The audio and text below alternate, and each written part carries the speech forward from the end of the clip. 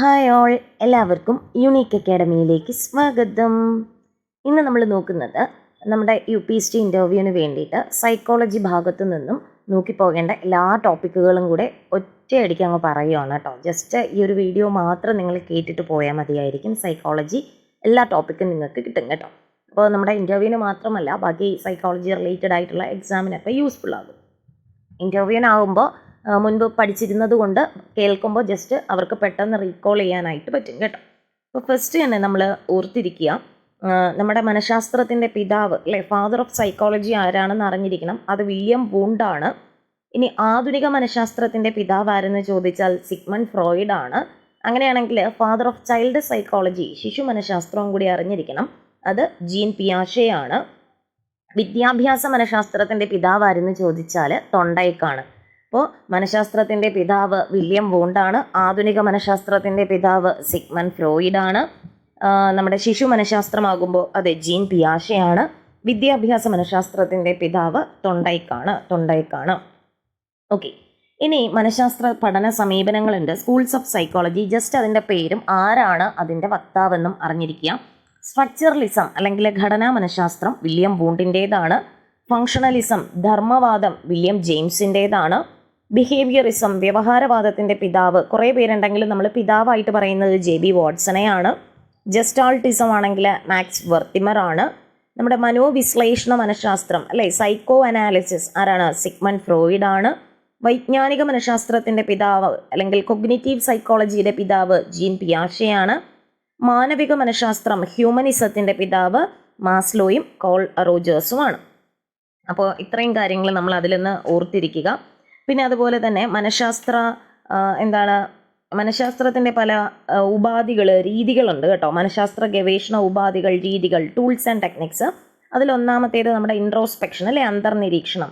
സ്വഭാവ പഠനത്തിന് ആദ്യകാലത്തൊക്കെ ഉപയോഗിച്ചിരുന്ന ഒരു രീതിയാണ് ആത്മനിഷ്ഠാ രീതി. നമ്മൾ നമ്മുടെ ഉള്ളിൽ തന്നെ നോക്കുന്നതാണ് അല്ലേ അന്തർനിരീക്ഷണം, ഇൻട്രോസ്പെക്ഷൻ എന്ന് പറയുന്നത്. പിന്നെ നമ്മുടെ പരീക്ഷണ രീതിയുണ്ട്, അഭിമുഖം വരുന്നുണ്ട്, സർവേ രീതി, ക്ലിനിക്കൽ മെത്തേഡ്, നമ്മുടെ സോഷ്യോമെട്രി ജസ്റ്റ് അതെന്താണെന്നൊന്ന് അറിഞ്ഞിരിക്കുക. സോഷ്യോമെട്രി അല്ലെങ്കിൽ നമ്മുടെ സാമൂഹിക മിതി അല്ലേ, JL മൊറീനോയാണ് കൊണ്ടുവന്നത്. ഗ്രൂപ്പുകളിൽ ഒരു വ്യക്തിയുടെ സാമൂഹ്യ ബന്ധത്തിൻ്റെ അളവ് നിശ്ചയിക്കാനാണ് അത് യൂസ് ചെയ്യുന്നത്. ആ വ്യക്തിക്ക് അല്ലെങ്കിൽ ഒരു വ്യക്തിക്ക് ഗ്രൂപ്പിൽ എത്രത്തോളം സ്വീകാര്യതയുണ്ട്, എത്രത്തോളം വിമുഖതയുണ്ട് തുടങ്ങിയ കാര്യങ്ങളാണത് പറയുന്നത്. അതിൽ വരുന്ന ടേംസ് ആണ് സ്റ്റാർ, ക്ലിക്ക്, ഐസൊലേറ്റഡ്, മ്യൂച്വൽസ് തുടങ്ങിയവ. സ്റ്റാർ എന്ന് പറയുന്നത് ഏറ്റവും കൂടുതൽ ആളുകൾ ഇഷ്ടപ്പെടുന്നു അല്ലേ, എല്ലാവരും ഇഷ്ടപ്പെടുന്ന വ്യക്തിയാണ് സ്റ്റാർ. ക്ലിക്ക് എന്ന് പറയുന്നത് 3 പേരാണ്. A Bയെ ഇഷ്ടപ്പെടുന്നു, B Cയെ ഇഷ്ടപ്പെടുന്നു, തിരിച്ച് C Aയെ ഇഷ്ടപ്പെടുന്നു, അങ്ങനെ വരുന്നു. ഐസൊലേറ്റഡ് എന്ന് പറയുന്നത് അദ്ദേഹത്തെ ആർക്കും ഇഷ്ടമല്ല അല്ലേ, ഒറ്റപ്പെട്ടിരിക്കുന്ന വ്യക്തിയാണ് ഐസൊലേറ്റഡ്. പിന്നെ മ്യൂച്വൽസ്, A Bയെ ഇഷ്ടപ്പെടുന്നു, B Aയെ ഇഷ്ടപ്പെടുന്നു, അങ്ങനെ വരുന്നതാണ് മ്യൂച്വൽസ്. പിന്നെ നമ്മൾ ഓർത്തിരിക്കേണ്ടതാണ് സൈക്കോളജിയിലെ പ്രൊജക്റ്റീവ് മെത്തേഡ്സ് ചോദിക്കുന്നുണ്ട് കേട്ടോ. ഇപ്പോൾ പ്രക്ഷേപണ രീതി എന്താണ് അതെന്ന് വെച്ചാൽ നമ്മുടെ വ്യക്തിത്വത്തെക്കുറിച്ച് പഠിക്കാനുള്ള ഒരു രീതിയാണ് പ്രൊജക്റ്റീവ് മെത്തേഡ് അല്ലെങ്കിൽ പ്രക്ഷേപണ രീതി എന്ന് പറയുന്നത്.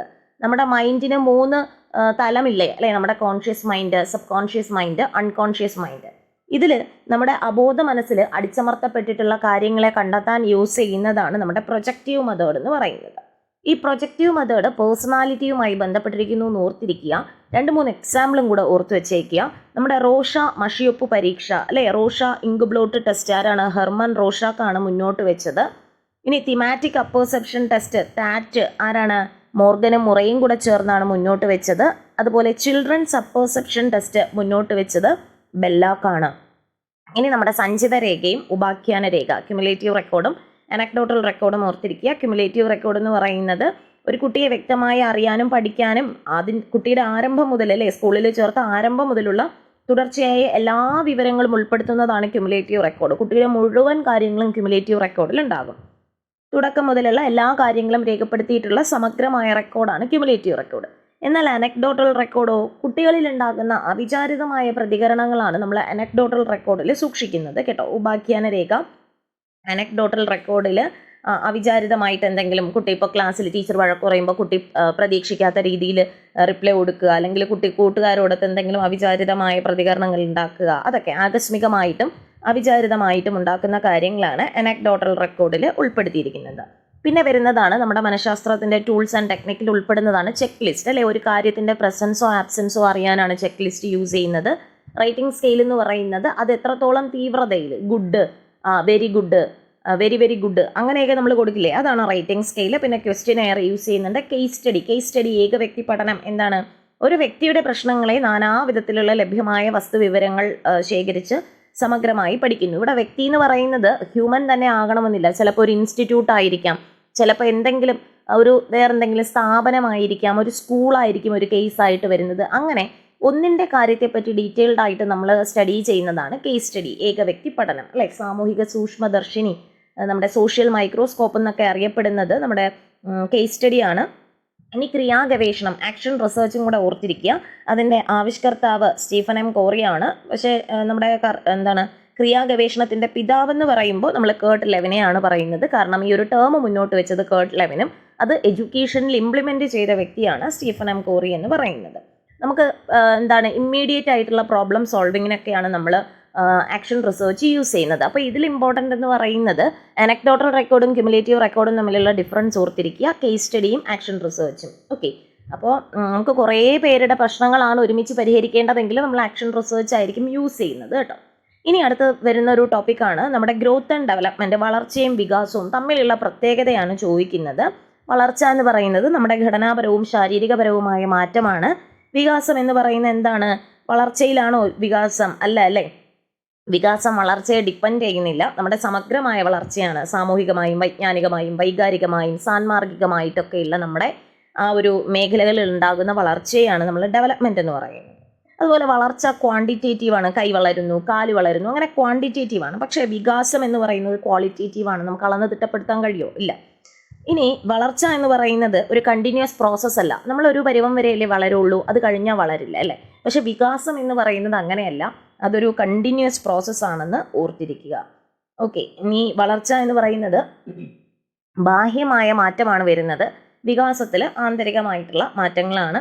അപ്പോൾ വികാസ തത്വങ്ങളൊക്കെ ജസ്റ്റ് ഓർത്തിരിക്കുക കേട്ടോ. വികാസം എന്ന് പറയുന്നത് കണ്ടിന്യൂസ് ആണ്, വികാസം ഗതി നിയമം പാലിക്കുന്നു അല്ലെ, ഡയറക്ഷണലാണ്. സെഫാലോ കൂടലും പ്രോക്സിമോ ഡിസ്റ്റലും, ശിരസ് മുതൽ പാദം വരെയാണ് സെഫാലോ കോഡൽ എന്ന് പറയുന്നത്. ശരീരമധ്യത്തിൽ നിന്നും വശങ്ങളിലേക്കുള്ള വളർച്ച വികാസമാണ്. സെൻറ്റർ ടു സൈഡാണ് പ്രോക്സിമോ ഡിസ്റ്റൽ എന്ന് പറയുന്നത്. അതുപോലെ വികാസം എന്ന് പറയുന്നത് സഞ്ചിത സ്വഭാവത്തോടു കൂടിയതാണ്, ക്യുമുലേറ്റീവാണ്. പിന്നെ ജനറൽ ടു സ്പെസിഫിക് ആണ്. ആദ്യം കുഞ്ഞ് ആഹാരം അല്ലെങ്കിൽ എന്തെങ്കിലും കളിപ്പാട്ടമൊക്കെ എടുക്കുമ്പോൾ എന്ത് ചെയ്യുന്നുണ്ട്, രണ്ട് കൈയും യൂസ് ചെയ്തെടുക്കും. പിന്നെ കുഞ്ഞ് വളരുന്നതനുസരിച്ചാണ് ചിലപ്പോൾ അത് രണ്ട് വിരലുകൾ കൊണ്ട് എടുക്കാൻ കഴിയുന്നതായിരിക്കും. ആ ഒരു രീതിയിലേക്ക് കുഞ്ഞ് മാറുന്നത്. ഇനി വികാസം പാരമ്പര്യത്തെയും പരിസരത്തെയും ഒക്കെ ആശ്രയിച്ചിരിക്കുന്ന കാര്യമാണ്. പഠനത്തെയും പരിപക്വനത്തെയും ഒക്കെ ആശ്രയിച്ചിരിക്കുന്നു. അതൊക്കെ ഒന്ന് ജസ്റ്റ് ഓർത്തിരിക്കുക. നമ്മുടെ മോട്ടോർ ഡെവലപ്മെൻറ്റ് പ്രിൻസിപ്പിൾസ് അല്ലെങ്കിൽ ചാലക വികാസ തത്വങ്ങൾ മുന്നോട്ട് വെച്ചത് എലിസബത്ത് ബി ഹെർലോക്ക് ആണ്. ജസ്റ്റ് ആ ഒരു പേര് മാത്രം മതിയാകും കേട്ടോ, ഓരോ കാലഘട്ടത്തിലും ഉണ്ടാകുന്ന മാറ്റങ്ങൾ. ഇനി അടുത്ത് നമ്മൾ നോക്കുന്നത് ഹെർലോക്കിൻ്റെ കാര്യം പറഞ്ഞു, വൈകാരിക വികാസം അല്ലേ, ഇമോഷണൽ ഡെവലപ്മെൻറ്റ്. കാതറിൻ ബ്രിഡ്ജസ് ആണ്. ബ്രിഡ്ജസ് ചാർട്ടൊക്കെ ഓർമ്മ വരുന്നില്ലേ, ബ്രിഡ്ജസ് ചാർട്ടൊക്കെ ജസ്റ്റ് ഓർത്തിരിക്കുക. പിന്നെ നമ്മുടെ വൈകാരിക ബുദ്ധി, അത് കുറേ പേരോട് ചോദിക്കുന്നുണ്ട്. ഇമോഷണൽ ഇൻ്റലിജൻസ്, ഡാനിയൽ ഗോൾമാൻ അല്ലേ. സ്വന്തം വികാരങ്ങളും മറ്റുള്ളവരുടെ വികാരങ്ങളും മനസ്സിലാക്കി നല്ലൊരു രീതിയിൽ ജീവിതം മുന്നോട്ട് കൊണ്ടുപോകാൻ ഒരു വ്യക്തിക്ക് ആവശ്യമായിട്ടുള്ള ബുദ്ധിയാണ് വൈകാരിക ബുദ്ധി എന്ന് പറയുന്നത്. വൈകാരിക ബുദ്ധിയാണ് ജീവിത വിജയത്തിന് അടിസ്ഥാനം എന്നാണ് ആര് പറഞ്ഞേക്കുന്നത്, നമ്മുടെ ഡാനിയൽ ഗോൾമാൻ പറയുന്നത് കേട്ടോ. അപ്പോൾ അദ്ദേഹത്തിൻ്റെ ബുക്കാണ് ഇമോഷണൽ ഇൻ്റലിജൻസ് എന്ന് പറയുന്നത്. അപ്പോൾ ഇമോഷണൽ ഇൻ്റലിജൻസ് ജസ്റ്റ് ഒന്ന് ഓർത്തിരിക്കുക. നമ്മുടെ ഡാനിയൽ ഗോൾമാനാണ് മുന്നോട്ട് വെച്ചത്. ആ ഒരു വിദ്യാഭ്യാസത്തിൽ ആ ഒരു ആശയം പ്രചരിപ്പിച്ചത് ഡാനിയൽ ഗോൾമാൻ ആണ്. അതുകൊണ്ട് തന്നെ നമ്മൾ വൈകാരിക ബുദ്ധി എന്ന് പറയുമ്പോൾ കൂടുതലും ഡാനിയൽ ഗോൾമാനെയാണ് പറയുന്നത്. പക്ഷേ ഈ ഒരു ആശയം മുന്നോട്ട് വെക്കുന്നത് പീറ്റർ സലോവയും ജോൺ മെയറുമാണ്. അപ്പോൾ നമ്മളോട് ചോദിച്ചാലും ഡാനിയൽ ഗോൾമാൻ്റെ കാര്യം പറഞ്ഞാൽ മതിയാകും. അദ്ദേഹമാണ് എഡ്യൂക്കേഷനിൽ ഇത് ഇംപ്ലിമെൻ്റ് ചെയ്യുന്നത്. അപ്പോൾ എന്താണ് വൈകാരിക ബുദ്ധി എന്ന് ചോദിച്ചാൽ എന്താണ്, ഒരു വ്യക്തിക്ക് സ്വന്തം വികാരങ്ങളെയും ഉൾക്കൊള്ളാൻ കഴിയണം, മറ്റുള്ളവരുടെ വികാരങ്ങളെയും ഉൾക്കൊള്ളാൻ കഴിയത്തക്ക രീതിയിൽ മുന്നോട്ട് പോകാൻ കഴിയുന്ന ഒരു തരത്തിലുള്ള ബുദ്ധിയാണ് എന്തെന്ന് പറയുന്നത്, നമ്മുടെ വൈകാരിക ബുദ്ധി എന്ന് പറയുന്നത്. അപ്പോൾ വൈകാരിക ബുദ്ധി ആവശ്യമാണോ എന്ന് ചോദിച്ചാൽ തീർച്ചയായിട്ടും ആവശ്യമാണ്. അപ്പോൾ ഇൻ്റർവ്യൂ ബോർഡ് ചോദിക്കും കേട്ടോ. ഇൻ്റർവ്യൂ ബോർഡിന് ഏറ്റവും ഇഷ്ടപ്പെട്ട ടോപ്പിക്കാണ് വൈകാരിക ബുദ്ധി, ഇമോഷണൽ ഇൻ്റലിജൻസ് എന്ന് പറയുന്നത്. ഓക്കെ, ഒരു ഇമോഷൻസും ഇല്ലാതെ നമ്മളൊരു സോഷ്യൽ ബീയിങ് ആണെന്ന് പറയാൻ കഴിയുമോ? ഇല്ല അല്ലേ. അപ്പം നമുക്ക് ആവശ്യത്തിന് നമുക്ക് ഇമോഷണൽ ഇൻ്റലിജൻസ് അത് ആവശ്യത്തിന് നമുക്ക് ഉണ്ടായിരിക്കണം കേട്ടോ. അത് നമ്മുടെ ജീവിത വിജയത്തിന് അനിവാര്യമാണ്. ഇനി നമ്മൾ അറിഞ്ഞിരിക്കേണ്ടത് നമ്മുടെ വൈജ്ഞാനിക വികാസമാണ്. നമ്മുടെ പിയാഷെയുടെ വൈജ്ഞാനിക വികാസം അറിഞ്ഞിരിക്കുക, അത് എത്ര ഘട്ടങ്ങളുണ്ട് തുടങ്ങിയ കാര്യങ്ങൾ അറിഞ്ഞിരിക്കുക. അപ്പോൾ പിയാഷെയുടെ വൈജ്ഞാനിക വികാസത്തിൽ 4 ഘട്ടങ്ങളാണുള്ളത്. നമ്മുടെ സെൻസറി മോട്ടോർ സ്റ്റേജ് അല്ലെങ്കിൽ ഇന്ദ്രിയ ചാലക ഘട്ടം, പ്രീ ഓപ്പറേഷണൽ സ്റ്റേജ് പ്രാഗ് മനോവ്യാപാര ഘട്ടം, കോൺക്രീറ്റ് ഓപ്പറേഷണൽ സ്റ്റേജ് മൂർത്ത മനോവ്യാപാര ഘട്ടം, ഫോമൽ ഓപ്പറേഷണൽ സ്റ്റേജ് ഔപചാരിക മനോവ്യാപാര ഘട്ടം. അപ്പോൾ ഇതിൽ സെൻസറി മോട്ടോർ സ്റ്റേജിലാണ് കുട്ടികൾക്ക് ഒബ്ജക്റ്റ് പെർമനൻസ് എന്ന് പറയുന്ന ഒരു കോൺസെപ്റ്റ് ഡെവലപ്പ് ചെയ്യുന്നത്. അതുപോലെ വസ്തുബോധം വരുന്നു, സ്ഥലബോധം, കാലബോധം തുടങ്ങിയ കാര്യങ്ങളൊക്കെ വരുന്നു. റിഫ്ലക്സുകൾക്ക് അനുസൃതമായി കുട്ടികൾ പ്രതികരിക്കുന്നത് ഒക്കെ എന്താണ്, സെൻസറി മോട്ടോർ സ്റ്റേജിൻ്റെ പ്രത്യേകതകളാണ്. ഇനി പ്രീ ഓപ്പറേഷണൽ സ്റ്റേജ് വരുമ്പോൾ അതിനെ 2ആയി തിരിക്കുന്നുണ്ട്, പ്രീ കോൺസെപ്ച്വൽ സ്റ്റേജും ഇൻറ്റ്യൂട്ടീവ് സ്റ്റേജും. പ്രീ കോൺസെപ്ച്വൽ സ്റ്റേജ് എന്ന് പറയുന്നത് ആശയദാന പൂർവ്വഘട്ടം, അതുപോലെ ഇൻറ്റ്യൂട്ടീവ് സ്റ്റേജ് എന്ന് പറയുന്നത് ഊഹനഘട്ടം എന്നാണ് പറയുന്നത്. ഓക്കെ, ദെൻ അതിൻ്റെ പ്രത്യേകതകൾ കൂടി ഓർത്തിരിക്കുക. അനിമിസം ഡെവലപ്പ് ആവുന്നുണ്ട്, സചേതന ചിന്ത അല്ലേ, ജീവനില്ലാത്ത വസ്തുക്കളെ ജീവനുള്ളവയായി കണ്ട് പ്രവർത്തിക്കുന്നതാണ് അനിമിസം എന്ന് പറയുന്നത്. പ്രതീകാത്മക ചിന്തനം, ഒന്നിനെ മറ്റൊന്നായി കാണുന്നു, ഇപ്പോൾ റിമോട്ടിനെ മൊബൈൽ ഫോണായി സങ്കല്പിക്കുന്നതൊക്കെ ആ ഒരു സ്റ്റേജിൻ്റെ പ്രത്യേകതകളാണ്. അഹം കേന്ദ്രീകൃത ചിന്ത അല്ലെ, ഈഗോ സെൻട്രിസം, എൻ്റേത് എന്ന് പറയുന്ന ആ ഒരു ചിന്ത കുട്ടികളിൽ വരുന്നു. കേന്ദ്രീകരണം, സെൻട്രേഷൻ അല്ലെ, കുട്ടികൾക്ക് അറ്റ് എ ടൈം ഏതെങ്കിലും ഒരു കാര്യത്തിൽ മാത്രമേ കോൺസെൻട്രേഷൻ കൊടുക്കാനായിട്ട് കഴിയുന്നുള്ളൂ. അപ്പോൾ ഇതൊക്കെ നമ്മുടെ പ്രീ ഓപ്പറേഷണൽ സ്റ്റേജിൻ്റെ പ്രത്യേകതകളാണ്. അതുപോലെ അതിൻ്റെ ഒരു പരിമിതി എന്ന് പറയുന്നത് കുട്ടികൾക്ക് റിവേഴ്സിബിലിറ്റിക്കുള്ള കഴിവില്ല, അതുപോലെ കൺസർവേഷനെ പറ്റിയും ഐഡിയ ഉണ്ടായിരിക്കില്ല. ഇനി അടുത്ത സ്റ്റേജ് വരുമ്പോൾ നമ്മുടെ എന്താണ്, കോൺക്രീറ്റ് ഓപ്പറേഷണൽ സ്റ്റേജ് വരുമ്പോൾ ഒരു UP ക്ലാസ്സിലെ കുട്ടി അല്ലെ, 5ാം ക്ലാസ്സുകാരൻ വരുന്ന ഘട്ടമാണ് കോൺക്രീറ്റ് ഓപ്പറേഷണൽ സ്റ്റേജ് എന്ന് പറയുന്നത്, 5 തൊട്ട് അങ്ങോട്ട്. അപ്പോൾ അതിൽ കൺസർവേഷൻ എന്താണ്, ഒരേ അളവിലുള്ള വെള്ളം 2 പാത്രത്തിൽ ഒഴിച്ചാലും അളവിൽ വ്യത്യാസമില്ല എന്നുള്ള കൺസർവേഷൻ വരുന്നു. പ്രത്യാവർത്തനം, റിവേഴ്സിബിലിറ്റി വരുന്നു. 3+4 7 7 - 4 3 ചിന്തിക്കാനുള്ള ശേഷി വരുന്നു. സീരിയേഷൻ, സാധനങ്ങളെയൊക്കെ ക്രമപ്പെടുത്താനുള്ളത്, ആ ഒരു കഴിവൊക്കെ വരുന്നു. പിന്നെ ഫോമൽ ഓപ്പറേഷണൽ സ്റ്റേജ് എന്ന് പറയുമ്പോൾ 11 വയസ്സിന് മുകളിലോട്ടാണ്. കുട്ടികൾ ഹൈപ്പോത്തിസിസ് രൂപീകരിക്കാനായിട്ടുള്ള ശേഷി കൈവരിക്കുന്നു, പ്രശ്നപരിഹരണത്തിനുള്ള ശേഷി കൈവരിക്കുന്നു, ഇതൊക്കെയാണ്. എന്നാൽ ലോജിക്കൽ തിങ്കിങ് നമ്മുടെ കോൺക്രീറ്റ് ഓപ്പറേഷണൽ സ്റ്റേജ് ആവുമ്പോഴേ തന്നെ ലോജിക്കൽ തിങ്കിങ് സ്റ്റാർട്ട് ചെയ്യുന്നുണ്ട്. പക്ഷേ അതിനൊരു പൂർണ്ണമല്ലാത്ത രീതിയിലുള്ള ലോജിക്കൽ തിങ്കിങ് ആണ് കോൺക്രീറ്റ് ഓപ്പറേഷണൽ സ്റ്റേജിൽ വരുന്നത്. ഫോമൽ ആവുമ്പോൾ വ്യക്തമായിട്ടുള്ള ലോജിക്കൽ തിങ്കിങ് ഒക്കെ വരുന്നുണ്ട്. ഓക്കെ, ഇപ്പോൾ പിയാഷെയുടെ ആശയങ്ങൾ, പിയാഷെയുടെ തിയറി, ഘട്ടസിദ്ധാന്തം, സ്റ്റേജ് തിയറി എന്നറിയപ്പെടുന്നു. കുട്ടി ഒഴിഞ്ഞ പാത്രമല്ല എന്ന് പറഞ്ഞത് പിയാഷെയാണ്. കുട്ടി അറിവിൻ്റെ നിർമ്മാതാവാണെന്ന് പറഞ്ഞു. അതുപോലെ കുട്ടി ഏകാഗിയായ ഗവേഷകനാണ്, കുട്ടി ശാസ്ത്രജ്ഞൻ, ലിറ്റിൽ സയൻറ്റിസ്റ്റ് എന്ന് കുട്ടികളെ വിളിച്ചത് പിയാഷെയാണെന്ന് ഓർത്തിരിക്കുക. ഇനി നമ്മൾ വൈഗോട്സ്കിയുടെ കാര്യമാണ് പല വീഡിയോയിലും പറഞ്ഞിട്ടുണ്ട്. സോഷ്യൽ കൺസ്ട്രക്റ്റിവിസത്തിൻ്റെ വക്താവാണ്. ZPD എന്ന് പറയുന്ന ആശയം വൈഗോട്സ്കിയുടേതാണ്. എന്താണ് ZPD?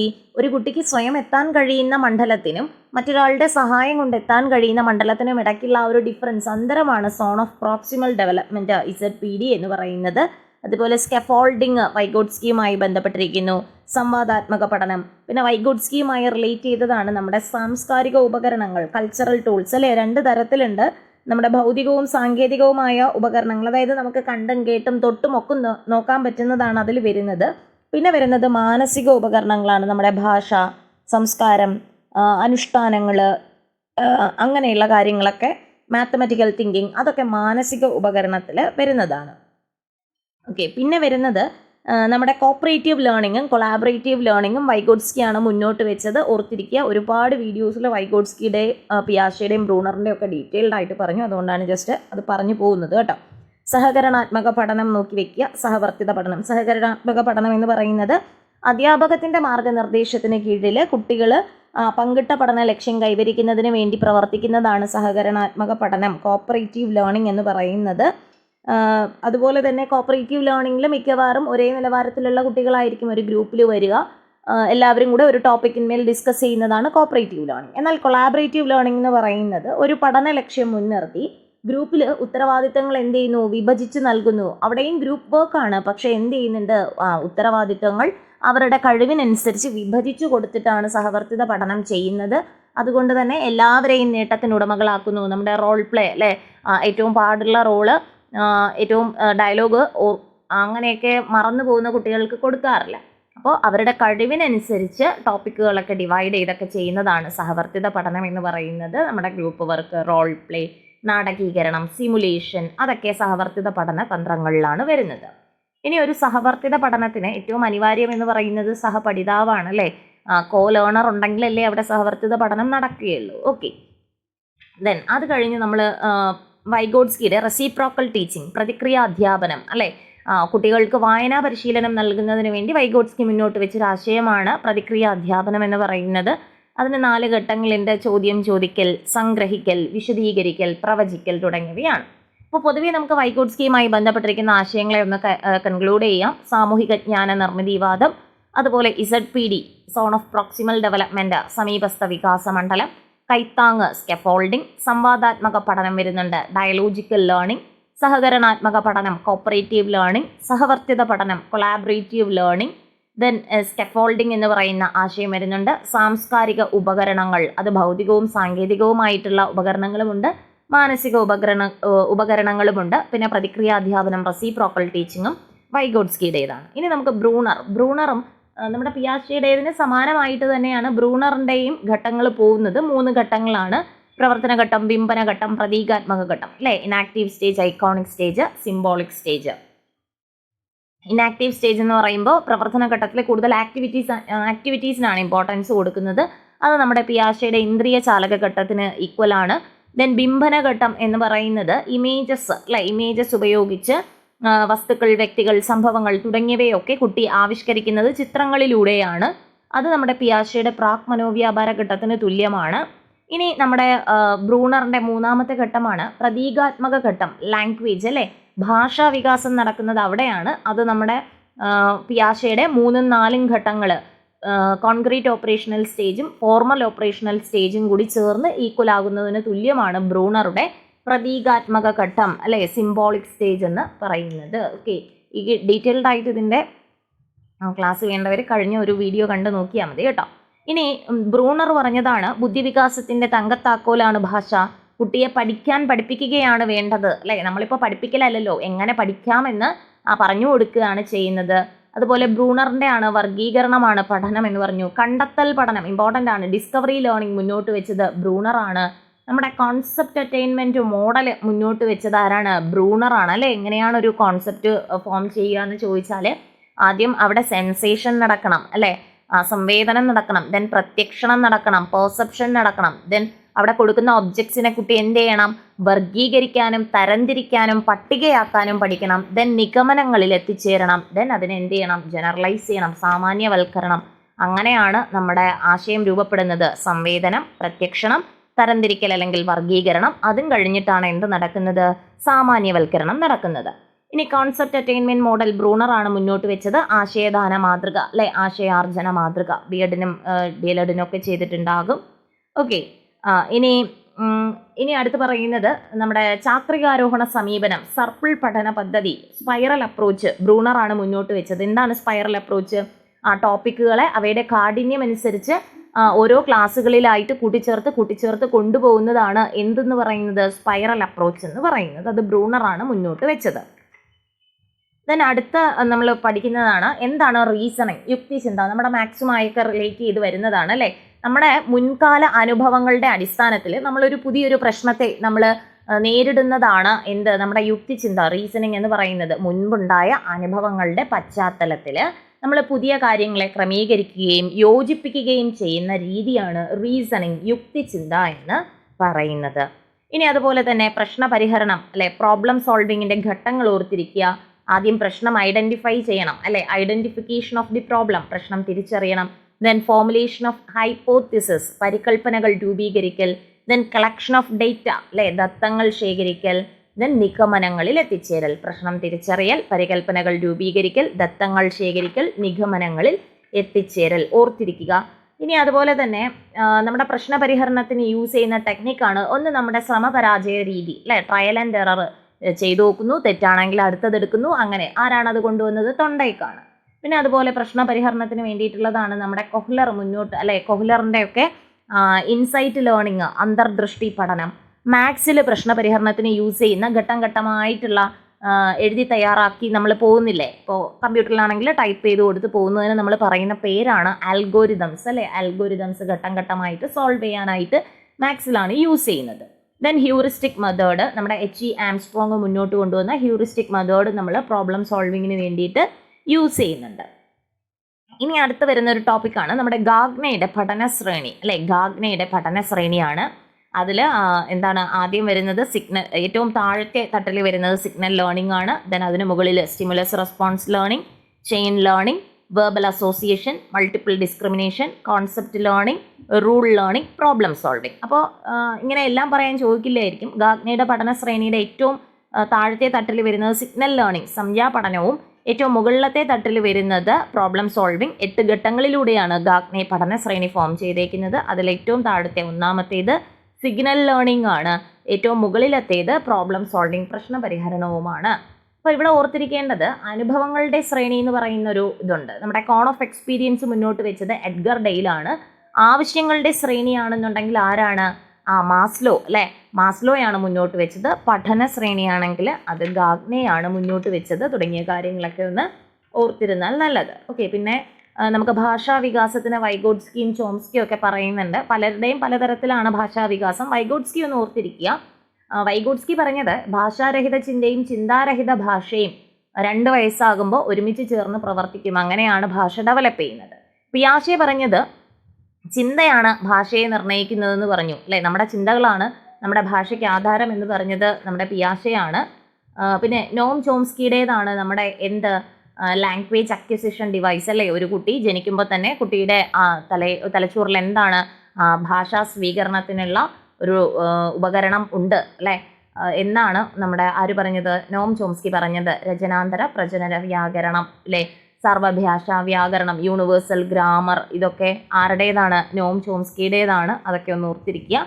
നമുക്ക് സാമൂഹിക വികാസവുമായി ബന്ധപ്പെട്ട് നമുക്ക് സൈക്കോളജിയിൽ നമുക്ക് നോക്കേണ്ടത് നിരീക്ഷണ പഠന സിദ്ധാന്തം. അത് ഡീറ്റെയിൽഡ് ആയിട്ട് ചോദിക്കുന്നില്ല.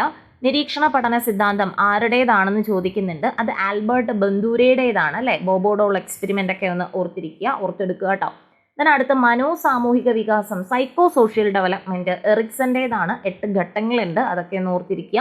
നമ്മുടെ വിശ്വാസം വേഴ്സസ് അവിശ്വാസം അല്ലേ, trust versus mistrust, autonomy versus shame and doubt, സ്വേച്ഛാ പ്രവർത്തനം വേഴ്സസ് സംശയവും ജാള്യതയും, ഇനീഷ്യേറ്റീവ് വേഴ്സസ് ഗിൽറ്റ്, മുൻകൈയെടുക്കലും കുറ്റബോധവും, ദെൻ ഇൻഡസ്ട്രി വേഴ്സസ് ഇൻഫീരിയോറിറ്റി, ഊർജ്ജസ്വലത അപകർഷത.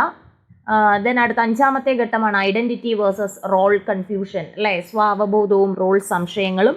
6ാമത്തേത് ഇൻറ്റിമസി വേഴ്സസ് ഐസൊലേഷൻ, അടുപ്പവും ഏകാകിതയും. 7ാമത്തേത് സൃഷ്ടിയും മുരടിപ്പും, ക്രിയേറ്റിവിറ്റി വേഴ്സസ് സ്റ്റാഗ്നേഷനാണ് പറയുന്നത്. അവസാനത്തേത് ഇൻറ്റഗ്രിറ്റി വേഴ്സസ് ഡെസ്പെയർ, മനസന്തലനവും തളർച്ചയുമാണ്. ഓക്കെ, ആ പേരുകളിൽ നിന്നും തന്നെ എന്താണെന്ന് അറിയാമല്ലോ അല്ലേ. ഇനി അടുത്ത് നമ്മൾ പറയുന്നത് മോറൽ ഡെവലപ്മെൻറ്റ്. മോറൽ ഡെവലപ്മെൻറ്റിൻ്റെ പ്രധാനപ്പെട്ട വക്താവാണ് നമ്മുടെ ലോറൻസ് കോൾബർഗ് അല്ലേ. ലോറൻസ് കോൾബർഗ് ആണ് നമ്മൾ പഠിച്ചിട്ടുള്ളതാണ്. പ്രധാനമായിട്ടും 3 ഘട്ടങ്ങളുണ്ട്. ഓരോ 3 ഘട്ടത്തെയും 2ആയി തിരിക്കുന്നു. ഓക്കെ, ആദ്യത്തെ എന്താണ്? പ്രീ കൺവെൻഷണൽ മൊറാലിറ്റി സ്റ്റേജ് അല്ലേ, പ്രാഗ് യാഥാസ്ഥിതിക സദാചാര ഘട്ടം. അത് കഴിഞ്ഞ് വരുന്നത് എന്താണ്? കൺവെൻഷണൽ മൊറാലിറ്റി സ്റ്റേജ്, യാഥാസ്ഥിതിക സദാചാര ഘട്ടം. അത് കഴിഞ്ഞ് വരുന്നത് പോസ്റ്റ് കൺവെൻഷണൽ സ്റ്റേജ്, യാഥാസ്ഥിതികാനന്തര സദാചാര ഘട്ടം. ഈ പ്രീ കൺവെൻഷണൽ സ്റ്റേജിനെ തന്നെ 2ആയി തിരിക്കുന്നുണ്ട്. നമ്മുടെ എന്താണ്? പണിഷ്മെൻറ്റ് ആൻഡ് ഒബീഡിയൻസ് ഓറിയൻറ്റേഷൻ, ശിക്ഷയും അനുസരണവും. അതിനെ തന്നെ ഇൻസ്ട്രുമെൻ്റൽ റിലേറ്റിവിസ്റ്റ് ഓറിയൻറ്റേഷൻ എന്നും തിരിക്കുന്നുണ്ട്. പ്രായോഗികമായ ആപേക്ഷികത്വം. ആദ്യം കുട്ടി ശിക്ഷയും അനുസരണയും അല്ലേ, ശിക്ഷ പേടിച്ചനുസരിക്കുന്നു. തനിക്ക് എന്തെങ്കിലും നേട്ടമുണ്ടാകുന്നെങ്കിൽ മാത്രം കുട്ടി പ്രവർത്തിക്കുന്നു. അതാണ് നമ്മുടെ പ്രീ കൺവെൻഷണൽ മൊറാലിറ്റിയിലെ 2ാണ്. അടുത്ത കൺവെൻഷണൽ മൊറാലിറ്റി സ്റ്റേജ് ആകുമ്പോൾ interpersonal concordance, good boy good girl എന്ന് പറയിപ്പിക്കാൻ വേണ്ടി കുട്ടി ചെയ്യുന്നു. സോഷ്യൽ ലോ മെയിൻ്റനൻസ് അല്ലെങ്കിൽ ലോ ആൻഡ് ഓർഡർ, സാമൂഹിക നിയമങ്ങളൊക്കെ അനുസരിച്ച് കുട്ടി മുന്നോട്ട് പോകുന്നു. സീബ്ര ലൈനിലൂടെ ക്രോസ് ചെയ്യുന്നു, നുണ പറയാൻ പാടില്ല, റോഡിൻ്റെ വലതുവശത്തൂടി നടക്കണം, അങ്ങനെയുള്ള കാര്യങ്ങളൊക്കെ കുട്ടി ചെയ്യുന്നതാണ് നമ്മുടെ കൺവെൻഷണൽ മൊറാലിറ്റി സ്റ്റേജിൽ വരുന്നത്. പോസ്റ്റ് കൺവെൻഷണൽ അല്ലെങ്കിൽ യാഥാസ്ഥിതികാനന്തര സദാചാര ഘട്ടത്തിൽ വരുന്നത് സോഷ്യൽ കോൺട്രാക്ട് ഓറിയൻറ്റേഷൻ, സാമൂഹിക വ്യവസ്ഥ നിയമപര ഘട്ടം. സമൂഹത്തിൻ്റെ നിയമങ്ങൾ മനുഷ്യ നന്മ ഉറപ്പുവരുത്തുന്നിടത്തോളം നല്ലതാണെന്ന് കുട്ടി വിശ്വസിക്കുന്നു. അവസാനമാകുമ്പോൾ എന്ത് ചെയ്യുന്നുണ്ട്? യൂണിവേഴ്സൽ എത്തിക്കൽ പ്രിൻസിപ്പിൾ, തൻ്റെ മനസാക്ഷിക്കനുസരിച്ച് പ്രവർത്തിക്കാനായിട്ട് പൊട്ടി തുടങ്ങുന്നു. ഇതൊക്കെ ജസ്റ്റ് ഒന്ന് നോക്കിപ്പോയാൽ മതി കേട്ടോ. അടുത്ത് നമുക്ക് ഇമ്പോർട്ടൻ്റ് ആയിട്ട് അറിഞ്ഞിരിക്കേണ്ടത് നമ്മുടെ ഡെവലപ്മെൻറ്റൽ ടാസ്ക് മുന്നോട്ട് വെച്ചത് റോബർട്ട് ഹാവിഗസ്റ്റ് ആണ്. ഓരോ നമ്മുടെ പ്രായത്തിനനുസരിച്ചുള്ള ഡെവലപ്മെൻറ്റൽ ടാസ്കുകളില്ലേ, അത് മുന്നോട്ട് വെച്ചത് റോബർട്ട് ഹാവിഗസ്റ്റ് ആണ്. ദെൻ അടുത്ത ഇമ്പോർട്ടൻ്റ് ആയിട്ടുള്ളതാണ് നമ്മുടെ പേഴ്സണാലിറ്റിയുടെ കൂടുതലും വക്താവ് എന്ന് പറയുന്നത് ആരാണ്? നമ്മുടെ GW ആൽപോർട്ട് ആണ് അല്ലേ. പേഴ്സണാലിറ്റി അപ്രോച്ചസ് പ്രധാനമായും 3 തരമാണ്: trait approach, humanistic approach, psycho analysis approach. ഇതിൽ ട്രൈറ്റ് അപ്രോച്ച് എന്ന് പറയുന്നത് ആൽപോർട്ടാണ് മുന്നോട്ട് വെച്ചത്, സവിശേഷക സമീപനം. ദെൻ ഹ്യൂമനിസ്റ്റിക് അപ്രോച്ച് മാസ്ലോയുടേതാണ്. പിന്നെ സൈക്കോ അനലിറ്റിക് അപ്രോച്ച്, മനോവിശ്ലേഷണ സിദ്ധാന്തം ആരാണ് മുന്നോട്ട് വെച്ചത്? സിഗ്മണ്ട് ഫ്രോയിഡ് ആണ്. ഓക്കെ. ദെൻ അടുത്ത അതിൽ എബ്രഹാം മാസ്ലോയുടെ ആവശ്യങ്ങളുടെ ശ്രേണി ഓർത്തിരിക്കുക. ശാരീരിക ആവശ്യങ്ങൾ അല്ലെ ഒരു ശ്രേണിയാണ്.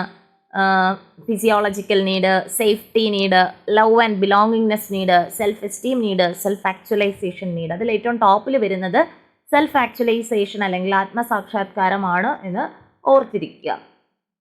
ദെൻ അടുത്ത നമ്മുടെ കോൾ റോജേഴ്സ് മുന്നോട്ട് വെച്ചതാണ് ഐഡിയൽ സെൽഫ്, റിയൽ സെൽഫ് തുടങ്ങിയ ആശയങ്ങൾ. കോൾ റോജേഴ്സിൻ്റേതാണ് പൂർണ്ണ വ്യക്തിത്വം, ഉദ്ഗ്രഥിത വ്യക്തിത്വം. ഇതൊക്കെ ആരുടേതാണെന്ന് ചോദിച്ചാൽ നമ്മുടെ കോൾ റോജേഴ്സിൻ്റേതാണ്. അടുത്ത ഇമ്പോർട്ടൻ്റ് ആയിട്ട് നോക്കേണ്ടതാണ് നമ്മുടെ സിഗ്മണ്ട് ഫ്രോയിഡിൻ്റെ സൈക്കോ അനലിറ്റിക് അപ്രോച്ച്, മനോവിശ്ലേഷണ സമീപനം. ഓക്കെ. അപ്പോൾ ഇദ്ദേഹമാണ് മനസ്സിന് 3 തലങ്ങളുണ്ടെന്ന് പറഞ്ഞത്. നമ്മുടെ conscious mind, sub conscious mind, unconscious mind അല്ലേ. ബോധ മനസ്സ്, ഉപബോധ മനസ്സ്, അബോധ മനസ്സ്. അബോധ മനസ്സിനെയാണ് ഇദ്ദേഹം ഒരു മനസ്സിൻ്റെ തലങ്ങളെ മഞ്ഞുമലകളായിട്ട് ഉപമിച്ച വ്യക്തിയായിരുന്നു ആര്? സിഗ്മണ്ട് ഫ്രോയിഡ് എന്ന് പറയുന്നത്. ഈ 3 തലങ്ങളിലും ഏറ്റവും വലുത് നമ്മുടെ അബോധ മനസ്സാണ്. നമ്മുടെ സ്വപ്നങ്ങൾ നമ്മൾ കാണാൻ കാരണം അബോധ മനസ്സാണ്. നമ്മുടെ നാക്കുപിഴകൾക്ക് കാരണം ഒക്കെ എന്താണ്? നമ്മുടെ അബോധ മനസ്സാണെന്നാണ് ഇദ്ദേഹം പറയുന്നത്. ഇനി മനസ്സിൻ്റെ ഘടനയെക്കുറിച്ചുള്ള സങ്കല്പങ്ങൾ. മനസ്സിൻ്റെ ഘടനയെ 3ആയി തിരിച്ചു: id, ego, super ego. Id, ego, super ego. ഇതെന്ന് പറഞ്ഞാൽ പ്ലഷർ പ്രിൻസിപ്പിൾ, നമുക്ക് മനസ്സുഖം തരുന്ന കാര്യമാണ്. നമ്മളപ്പോൾ അവിടെ വേറെ കാര്യങ്ങളൊന്നും ചിന്തിക്കില്ല. നമ്മുടെ മനസ്സിന് സുഖം കിട്ടുന്ന കാര്യം നമ്മൾ ചെയ്യുന്നതാണ് ഇദ്, പ്ലഷർ പ്രിൻസിപ്പിൾ. എന്നാൽ ഈഗോ എന്ന് പറയുന്നത് ഒരു റിയാലിറ്റിയാണ്. നമ്മൾ യാഥാർത്ഥ്യത്തെ ഉൾക്കൊണ്ടാണ് നമ്മൾ ഓരോ കാര്യവും ചെയ്യുന്നത്. അപ്പോൾ ഈ ഇതിനെ പിടിച്ചു നിർത്തുന്നത് ഈഗോയാണ്, അഹമാണ് എന്ന് പറയുന്നുണ്ട് അല്ലേ. നമ്മൾ ഇതിനനുസരിച്ച് പ്രവർത്തിക്കാൻ നമ്മുടെ സമൂഹത്തിൽ കഴിയോ? ഇല്ല. എൻ്റെ സന്തോഷം എന്ന് പറയുന്നത് ചിലപ്പോൾ മറ്റൊരാൾക്കത് അയാളുടെ സങ്കടത്തിന് കാരണമായേക്കാം. അപ്പോൾ നമ്മൾ ഈ റിയാലിറ്റി ഉൾക്കൊണ്ടുകൊണ്ടാണ് നമ്മൾ പ്രവർത്തിക്കുന്നത്. അപ്പോൾ ഇതിനെ പിടിച്ചു നിർത്തുന്ന ഘടകമാണ് ഏതെന്ന് പറയുന്നത്? ഈഗോ. അതുകൊണ്ട് തന്നെ യാഥാർത്ഥ്യ ബോധത്തെ അല്ലെങ്കിൽ ഈഗോയെ മനുഷ്യ മനസ്സിലെ പോലീസ് ഫോഴ്സ് എന്നും വ്യക്തിത്വത്തിൻ്റെ പാലകനെന്നും മനുഷ്യ മനസ്സിലെ കുതിരക്കാരനെന്നും വിശേഷിപ്പിക്കുന്നുണ്ട്. സൂപ്പർ ഈഗോ എന്ന് പറയുന്നത് അത്യഹമാണ്, മൊറാലിറ്റി അല്ലെ, ആദർശബോധമാണ്. നമ്മുടെ സാൻമാർഗിക ബോധം, സാംസ്കാരിക ബോധം, അതൊക്കെയാണ് അതിൽ പറയുന്നത്. ഓക്കെ. പിന്നെ നമ്മുടെ സൈക്കോ സെക്ഷൽ ഡെവലപ്മെന്റ് ഉണ്ട്. അത് നമ്മുടെ ആരുടെയാണ്? സിഗ്മണ്ട് ഫ്രോയിഡിൻ്റെ തന്നെ മനോലൈംഗിക വികാസ ഘട്ടങ്ങൾ ഫ്രോയിഡ് മുന്നോട്ട് വെക്കുന്നുണ്ട്. അതാണ് oral stage, anal stage, phallic stage, latency stage, genital stage എന്ന് പറയുന്നത്. വദനഘട്ടം, ഗുദഘട്ടം, ലിംഗഘട്ടം, നിർലീനഘട്ടം, ജനനേന്ദ്രിയ ഘട്ടം. ഓക്കെ. അതിൽ ടോയ്ലറ്റ് ട്രെയിനിങ്ങിൻ്റെ ഒക്കെ ഘട്ടം എന്ന് പറയുന്നത് നമ്മുടെ വദനഘട്ടമാണ്. ഇത് നമ്മൾ ഗുദഘട്ടമാണ് കേട്ടോ. ടോയ്ലറ്റ് ട്രെയിനിങ് വരുന്നത് ഗുദഘട്ടത്തിലാണ് വരുന്നത്. വദനഘട്ടമാവുമ്പോൾ നമ്മുടെ കേന്ദ്രീകരണ ഭാഗം എന്ന് പറയുന്നത് വായ. കുട്ടികളിലെ 0 മുതൽ 2 വയസ്സ് വരെ കിട്ടുന്നതൊക്കെ വായിലോട്ട് എടുത്ത് വെക്കാനാണ് നോക്കുന്നത്. ഗുദഘട്ടമാകുമ്പോൾ കേന്ദ്രീകരണ ഭാഗം ഗുദഭാഗമാണ്, ടോയ്ലറ്റ് ട്രെയിനിങ്ങിൻ്റെ ഒക്കെ ഘട്ടമാണ്. ഇനി ലിംഗഘട്ടം നമ്മുടെ 3ാമത്തേതാണ്. ഫാലിക് സ്റ്റേജിലാണ് ഈഡിപ്പസ് കോംപ്ലക്സും ഇലക്ട്ര കോംപ്ലക്സും ഒക്കെ ഡെവലപ്പ് ചെയ്യുന്നത്. ഈഡിപ്പസ് കോംപ്ലക്സ് എന്ന് പറയുന്നത് മകന് അമ്മയോട് തോന്നുന്ന ഇഷ്ടക്കൂടുതലും, ഇലക്ട്ര കോംപ്ലക്സ് എന്ന് പറയുന്നത് മകൾക്ക് അച്ഛനോട് തോന്നുന്ന ഇഷ്ടക്കൂടുതലുമാണ്.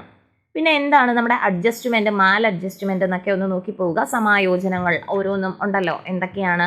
ഡിഫൻസ് മെക്കാനിസം, നിഷേധം, ഡിനയൽ എന്താണ്, ദമനം, റിപ്രഷൻ എന്താണ്, യുക്തീകരണം, റാഷണലൈസേഷൻ, പ്രക്ഷേപണം, പ്രൊജക്ഷൻ, ഉദാത്തീകരണം, സബ്ലിമേഷൻ, അനുപൂരണം, കോമ്പൻസേഷൻ, താതാത്മീകരണം, ഐഡൻറ്റിഫിക്കേഷൻ, പശ്ചാത്ഗമനം, റിഗ്രഷൻ അല്ലെ പിൻവാങ്ങലാണ്, ആക്രമണം, അഗ്രഷൻ തുടങ്ങിയ കാര്യങ്ങളൊക്കെ ജസ്റ്റ് ഒന്ന് നോക്കുക.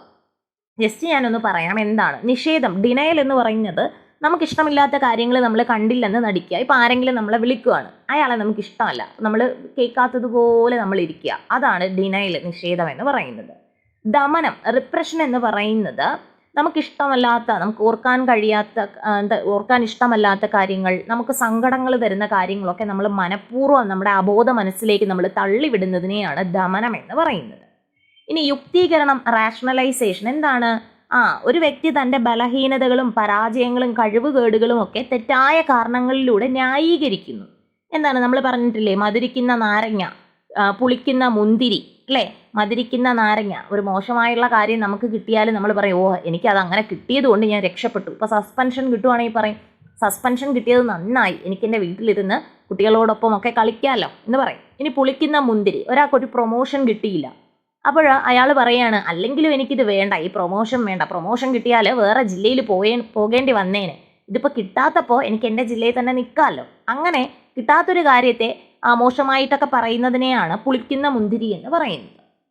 ഇനി പ്രക്ഷേപണം, പ്രൊജക്ഷൻ എന്ന് പറയുന്നത് കുറ്റം എന്ത് ചെയ്യുന്നുണ്ട്, മറ്റൊന്നിൽ ആരോപിക്കുന്നു, അല്ലേ? ഇപ്പോൾ കുട്ടി ഒരു എക്സാമിൽ തോക്കുന്ന കുട്ടി പറയുകയാണെങ്കിൽ ക്വസ്റ്റ്യൻ പേപ്പർ എന്ത് ടഫായിരുന്നു, അല്ലാതെ പഠിക്കാത്തതിൻ്റെ കുഴപ്പമല്ല, ക്വസ്റ്റ്യൻ പേപ്പർ വളരെ ടഫായിരുന്നു എന്ന് പറഞ്ഞ് ക്വസ്റ്റ്യൻ പേപ്പറിലോട്ട് പഴി ചാരുന്നതാണ് നമ്മുടെ പ്രൊജക്ഷൻ എന്ന് പറയുന്നത്.